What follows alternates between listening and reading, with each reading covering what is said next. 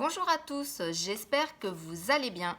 Aujourd'hui, quelques petits conseils pour éviter la grippe et le coronavirus au passage, qui ne m'inquiètent pas du tout pour le moment. J'avais concocté ces petits conseils sur mon blog Journal d'une naturopathe, mais pas que, lors de l'épisode de la grippe A. Mais ça marche pour toutes les grippes.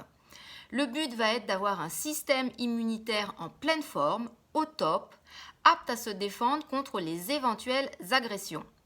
Avant de commencer, ces conseils s'adressent aux adultes ne souffrant d'aucune pathologie particulière, ne prenant aucun traitement particulier. Il faudra moduler au cas par cas pour les autres au niveau des doses et des possibles interactions. Ce protocole anti-grippe va s'articuler en 5 points. Il est à titre préventif. D'abord, numéro 1, réglage alimentaire. Rien de nouveau, il faut augmenter sa consommation de fruits et de légumes bio, crus ou cuits. Attention aux crus si vous avez des ballonnements. Ce qui est très bien, c'est d'avoir un extracteur de jus et de pouvoir se faire un jus de fruits et légumes bio avant chaque début de repas où on peut mélanger des super aliments dedans. Là, ça c'est vraiment le top pour faire le plein de vitamines naturelles. Il faudra aussi à côté diminuer ou supprimer le café, les alcools, le thé noir, le sucre blanc, les édulcorants, bref, tous les produits qui polluent le corps. Réduire aussi, voire arrêter les produits laitiers, surtout de vache, car ils augmentent la production de mucosité. C'est ces petites substances épaisses et filantes, pas du tout glamour, hein, vous voyez de quoi je veux parler. Bref, choisir des aliments de bonne qualité, bruts, variés, frais, de saison, pas ou peu transformés. Arrêter tous les aliments qui ne servent à rien pour l'organisme, sinon à l'encrasser, bonbons, viennoiseries, charcuteries, gâteaux, plats préparés, gâteaux apéritifs, soda, etc., etc. Je m'en remets à votre bon sens. Mangez à sa juste faim, mais pas plus, car un organisme surchargé se défendra moins bien.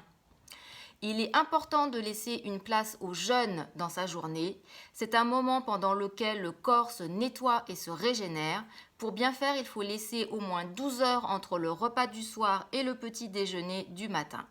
Vous pouvez aussi prendre l'habitude de faire une journée de jeûne par semaine, ou tous les 15 jours, ou une journée par mois. C'est déjà très bien. C'est une bonne habitude pour booster son système immunitaire. Avec ce réglage alimentaire, je vous propose les deux grands classiques incontournables d'un bon système immunitaire, un complexe multivitamine et un prébiotique, car vous le savez, la flore intestinale est primordiale dans le bon fonctionnement du système immunitaire. Donc je vous laisse choisir, mais je vous conseille deux bonnes marques testées, par exemple le Spectro Multivitamine ou le Spectro Énergie de chez Solaray. Une capsule par jour le matin pendant 2 mois, ça coûte 20 €. Voilà. Prendre un pré ou probiotique pour sa flore intestinale. Alors, incontournable pour moi, c'est Pilège et Lactibiane que vous trouvez en pharmacie. Vous pouvez prendre le référence ou le Immuno. Un comprimé par jour à sucer pendant 1 mois et c'est possible pour les enfants à partir de 6 ans. Déjà, rien qu'avec ce réglage alimentaire et ces deux compléments, on est déjà bien. Deuxième point, drainer son foie et ses intestins, surtout si vous avez un petit peu mangé n'importe quoi ces derniers temps. Drainage du foie avec une plante qui va convenir à beaucoup, le pissenlit. Voilà, vous pouvez la trouver en ampoule, en magasin bio ou alors en tisane. N'oubliez pas de boire au moins 1,5 litre d'eau par jour. Et pour les intestins, on va faire une petite cure de mauve qui est très bien, qui est laxative légèrement. Donc, si vous souffrez de diarrhée, ne la prenez pas. Voilà, mais elle est douce quand même, hein. Troisièmement, on va lutter contre la fatigue physique. Il faut d'abord, c'est évident, respecter son temps de sommeil. Moi, je sais qu'il me faut 9 heures de sommeil par nuit pour être bien, donc je fais en sorte de m'endormir vers 22h30. Il faut aussi s'offrir des moments de détente physique et nerveuse dans la journée, des siestes, des moments de lecture, des moments d'activité artistique, des soins esthétiques, des promenades, etc. Prendre aussi de la vitamine C, c'est une vitamine qui est très intéressante. C'est un classique, mais redoutablement efficace à haute dose. Vous pouvez prendre facile 500 mg, voire 1 g par jour. Vous pouvez dépasser les doses recommandées sans problème. Il y en a une très bien chez Solaray, la Super Bio C tamponnée. Elle est non acide et elle est à effet retard. Voilà, une capsule le matin pendant 1 mois, 500 mg de vitamine C, on est au top. Quatrièmement, on va lutter contre le stress. Un organisme stressé est fragile et a de moins bonnes réponses immunitaires. Donc, déstressez-vous au maximum. Je sais que c'est plus facile à dire qu'à faire, mais il y a des techniques simples pour déstresser rapidement. Premièrement, travailler sa respiration. Incontournable. Inspirez longuement, bloquez quelques secondes, expirez longuement, 10 fois de suite. C'est déjà un bon moyen de se déstresser. S'oxygéner, très important. Avoir une petite activité sportive régulière dehors ou simplement aller marcher dehors, si possible au contact de la nature, c'est très bien. Si vous avez la possibilité aussi de faire des séances de bol d'air Jacquier, c'est aussi superbe.